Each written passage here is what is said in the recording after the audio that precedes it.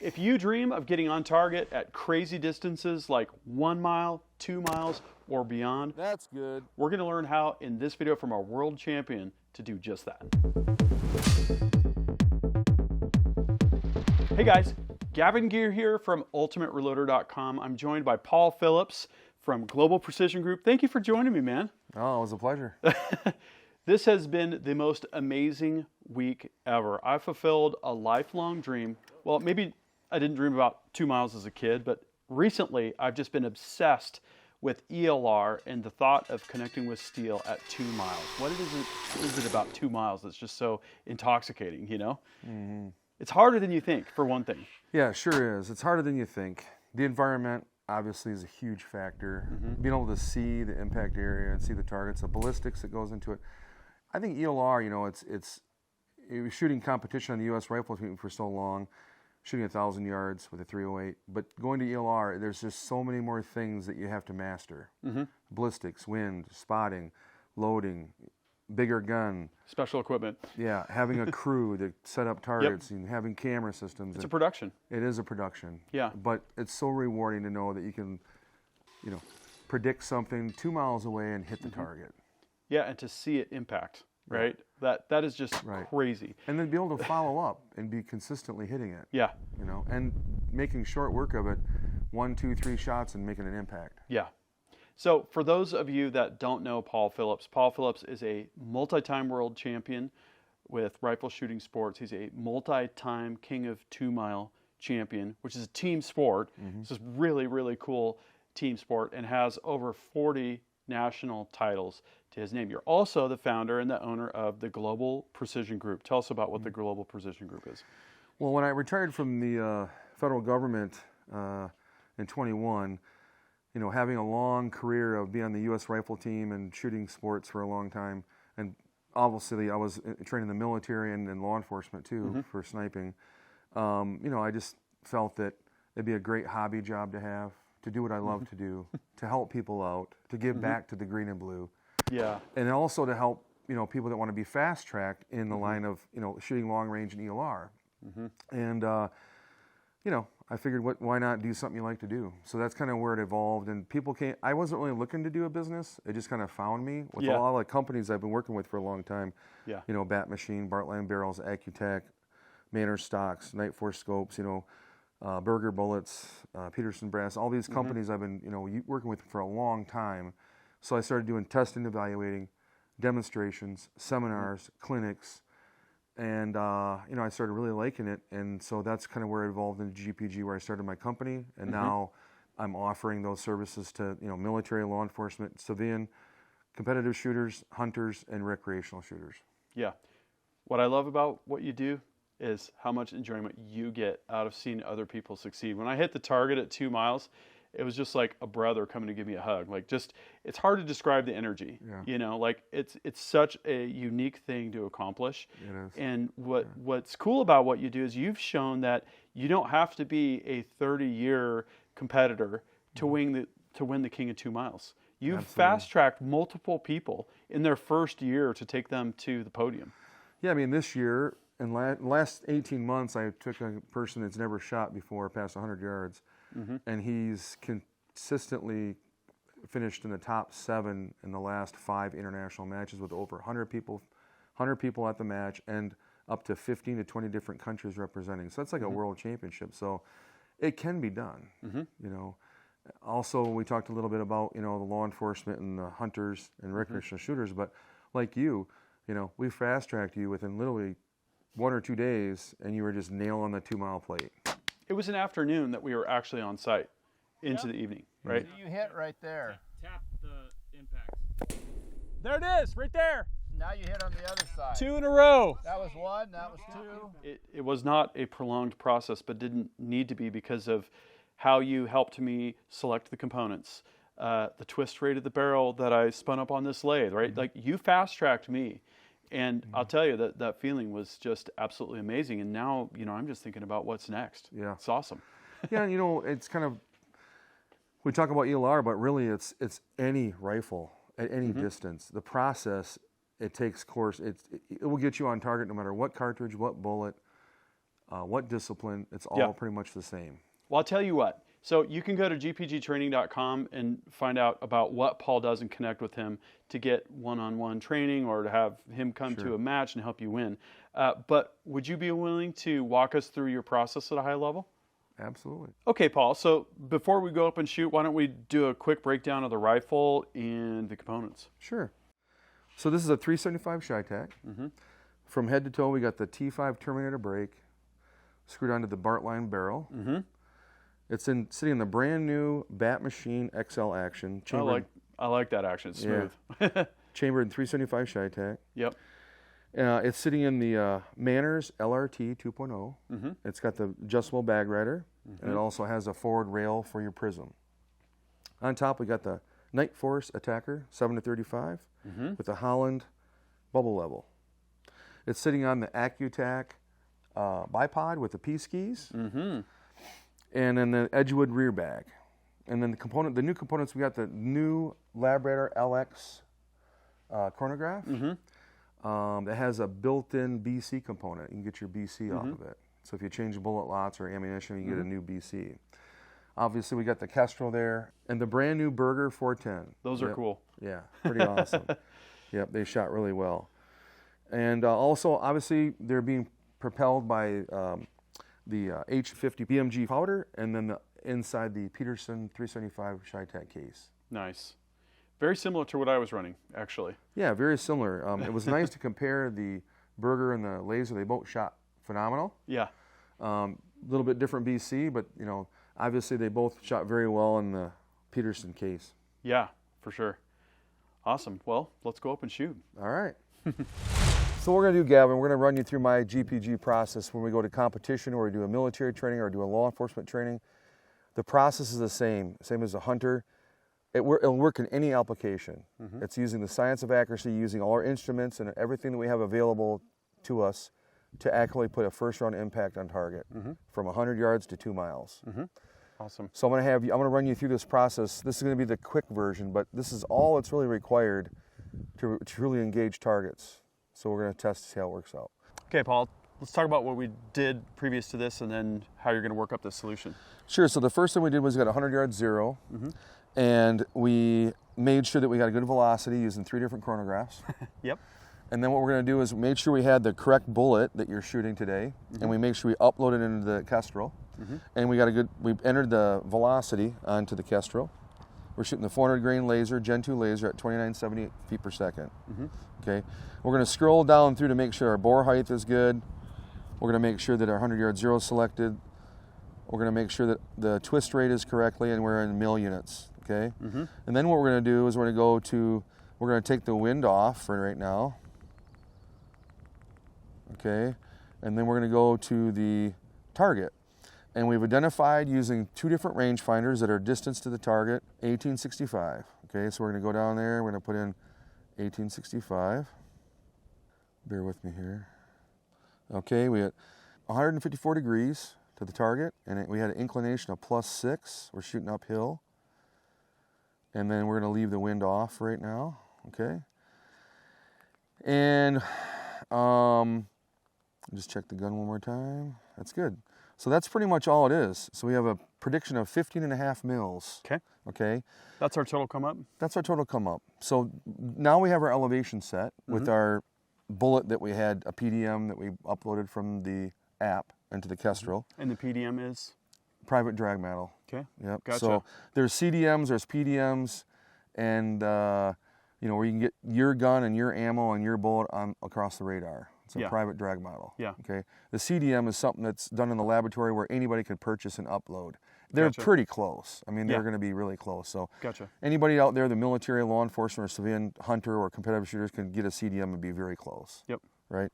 So we are going to go ahead and attempt to shoot this at 15.5 mils. And then now what we're going to do, once we get our elevation figured out, we're going to do a prediction on wind.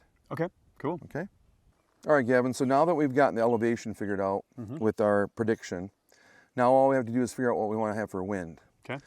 In a field craft situation, you're out in the field hunting or you're coming up to a situation where you want to get the wind call and it's hasty, we have just our skin that we can feel the wind direction and intensity. right? So that's an indicator.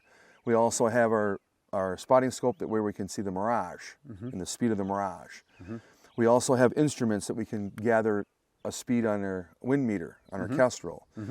Calypso makes a wind reading device also. So there's lots of different instruments and things we could use, but the hasty version goes back to old school. Is you just simply grab some grass. You can feel the wind. You already kind of know where the direction's coming from, and you can feel the intensity, and you just throw it up, and that's our direction. Okay. Now that's at this location. Yep. We also have to figure out any dust plumes or any types of mirage or terrain features that might give us a different type of swirl or a different type of wind direction. Yeah, in the canyon it gets a little bit unpredictable. That's right. But generally though, if you have a streamer and some grass and your skin, you do a pretty good prediction. Gotcha. And also with mirage. So today what we're going to do is just use a grass method and a streamer and mirage, and we're going to put a prediction on. Cool. Sound good? Yep. Awesome. So how this might look is I'm going to make sure I'm in the direction of travel of my bullet, right, to my target. Throw the grass up. It's pretty much like a 1 o'clock wind right there. Yeah. Right? So I'm going to go ahead and hold my Kestrel up to verify it. I'm going to kind of fan my Kestrel to where I'm getting the most mile per hour. Okay. Right? What are you seeing right now? I'm seeing there's about 2.5, 3.5, 4, and that's the direction where the grass flew. Okay. And then it's going to go over here 3.9, 3.5. So we're getting a headwind about 1 o'clock at about 4 miles per hour. Okay. Gotcha. So we'll just enter that into your scope and we'll see where she hits. Okay. Good. Awesome.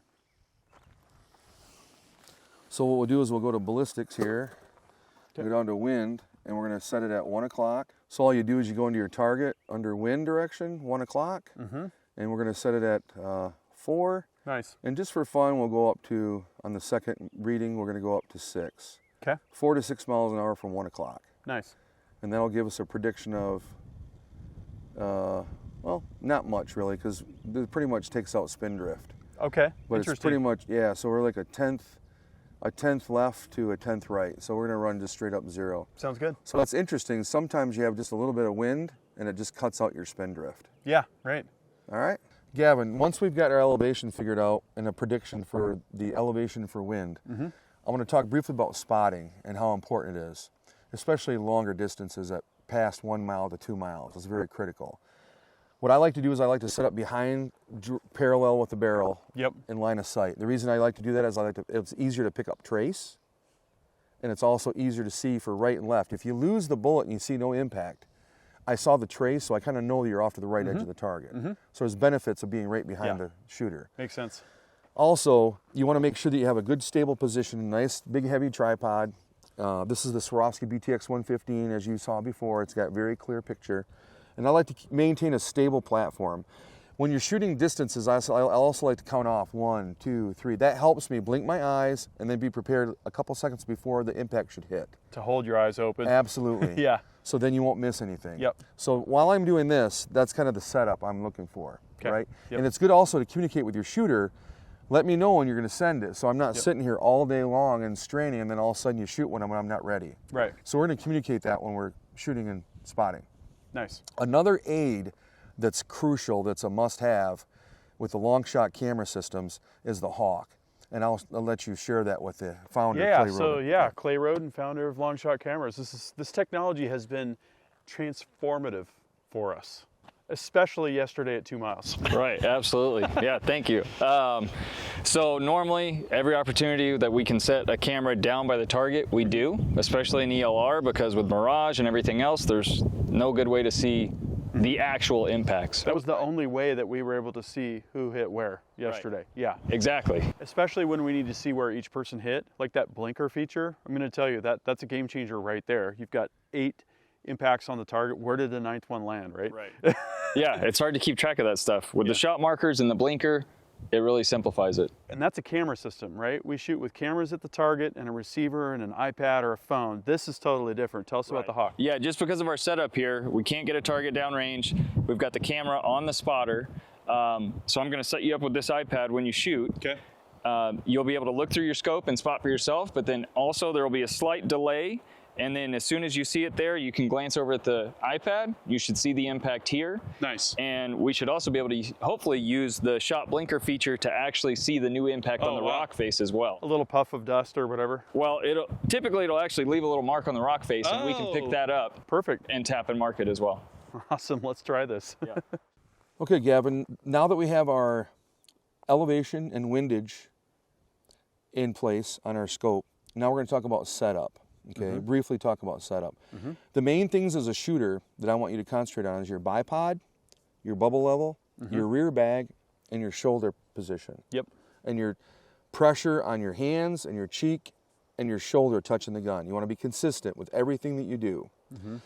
In this particular situation, we built up the mount a little bit so that we can get our proper elevation on our target. So what we really want to have is we want to have consistent recoil management. You got the P skis on the AccuTac that's in the bipod mat giving you nice, easy, consistent sliding. Yeah. And then the rear Edgewood bag, we have these bunny ears. And the big thing is to make sure your position is consistent. Yeah. And that the way that you handle your rifle is consistent, the pressures. Okay. So typically if it's tracking properly, it goes straight back and you can still see your shot on target. Okay. I'm going to have you stay in the scope after you shoot. Yep. To see if you can see a shot in case I miss it. Okay. And then we're going to just communicate through it. Sounds good. Sound good? Yeah. Awesome. Awesome. Okay, Gavin, give me 15.6 mils up Okay. from your 100-yard zero. And I'm going to do the buddy system. I'm going to watch you do it. 15.6. Yep. And Okay. let's go ahead and go with zero wind. I think that the wind is canceling out the spin drift in Coriolis. Should get ears on. Yep. Okay. All right. Okay, load and be ready, Gavin. All right, go ahead and give me a nice shot. Okay. To the right. Okay, I saw the trace go to the right. Did you see it hit? Yeah, I did. All right, go ahead and mill it out. Okay. 1. I would go like 0.5 left. Yeah, 0.5. well, go 1 mil left and give me 3/10 down. Yeah. Go 2/10 down and 1 mil left Okay. and send it. Ready?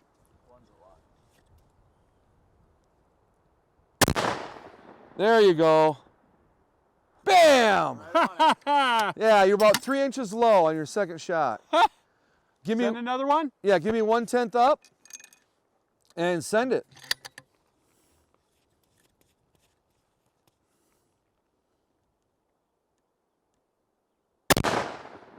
Nice.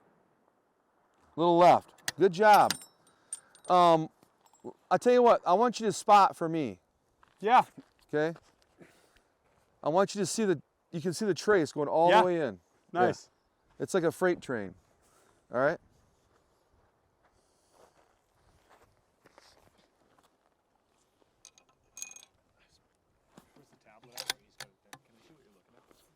You ready? Yep. Oh, yeah. That's amazing. Did you see that? Wow. So I'm gonna hold that. I'm gonna hold off my reticle now. 1 mil left. You ready? Yep. See that? Nice. Pretty cool, huh?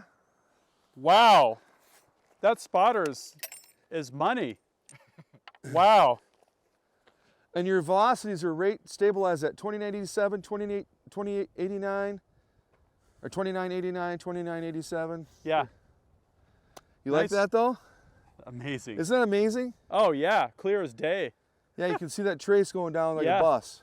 Love it. Now, if you're in vegetation where you lose the impacts, Yep. and all you saw was the trace, you'd know that you're right or left. Did you see that Yeah. one off to the right a little bit? Just get your elevation after that, huh? Well, Yeah. no, you would know that you would go left. Oh, yeah. If you see that you're off on Right. the windage. Yeah. And if you're in a situation like yesterday where we knew that, like, listen, we shouldn't be that far, then you could go either up or down. Yeah. But if you knew the trace was right, then you just have to go up and down a little bit to find it in that pocket. But that's what we were doing yesterday. That's awesome. Yeah. Yeah. Yep. Cool, man. And Yeah. your PDM was money. Yeah. It was right on track with the PDM for that 400 laser. Love it. Yeah. So now we know everything we did. Now we know the answer. We did our back math. and we've figured everything out, so that now we can make notes. So the next time we shoot, you have a better idea of how to put it round on target the first shot. Yeah. This is a game changer. Yeah. So you want to try a couple more? Sure, yeah. Let's hit that hole. Okay, yeah, right. I like it. All right, what was the hold for wind? Give me like 1 mil left. Okay. Hold. You ready? Yep.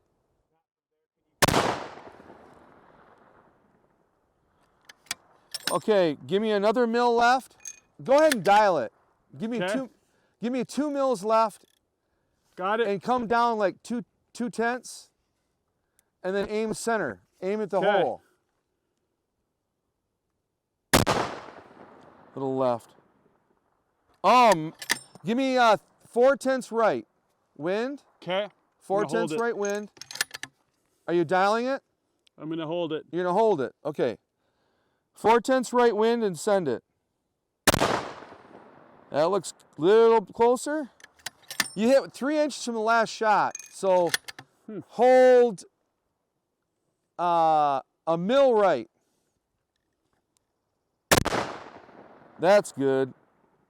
Hit it! Nice! Right in the hole. Nice. Good job, dude. You put it right in the gopher hole or whatever it is. That rock chuck is startled a little bit, right? Yeah. Nice, man. That's Good job. fun. And if you notice, when you pick up your tempo with your shooter-spotter communication, when you pick up your tempo, you're giving less time for the wind to change your bullet flight. Yep. So that's where we're able to pinpoint those positions and get a hit. Yep. Because if we would have waited, it would have been another mil right, another mil left, up, down. We also have some drafts coming at us so that we have actually elevation being affected by the canyon and the up drafts and down drafts. Okay. So that's why it's so crucial to have a really good shooter-spotter relationship and get them to have a good tempo. Now, if it's calm, you can slow all that down and make really good shots. Yep. But sometimes people pay too much attention to their bubble levels and obviously you want to make sure your bipod, bubble level, and rear bag is straight, but if we're battling the wind, we may want to give up some of those perfect position things because we're trying to get better wind. Yeah. Quicker shots. Yeah, it makes total sense. Yep. Good job, dude. Yeah. And that so let's do the back math on that. So Okay. let's see what you got for elevation. Yep. So we're at 15.3. 50.3, okay. Let's see here. 15.3? Yep. So our prediction was calling for 15.6. We ended up at 15.3. That's 0.3 mils, which is like a minute. Yeah. But we're shooting a mile, 1,800 yards in a canyon with a lot of wind. That minute's nothing. So we're at over a mile, and we hit a target about, what would you say, about that big or so? Oh, you can mill it out. Yeah. See how big the target is. We put it in a rock chuck hole at 1865. It is about 0.25 mils.